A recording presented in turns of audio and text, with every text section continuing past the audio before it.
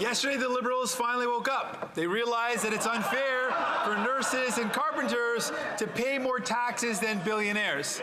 Well, clearly they didn't have a problem with that for the past 8 years. So why did the Prime Minister let carpenters and nurses pay more taxes than billionaires for 8 straight budgets in a row?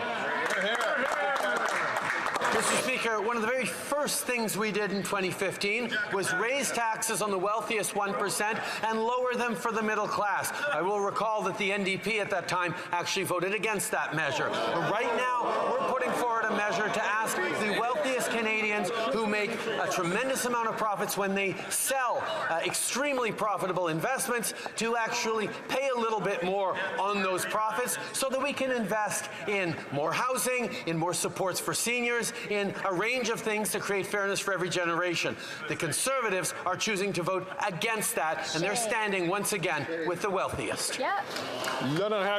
The Honourable Member for Burnaby South. Have done this 8 years ago. Yesterday, the Liberals woke up. They realized that it wasn't fair for nurses to pay more tax than billionaires. But they didn't think it was unfair over the past 8 years. Why has the Prime Minister forced nurses to pay more taxes than billionaires for 8 straight budgets? The Right Honourable Prime Minister.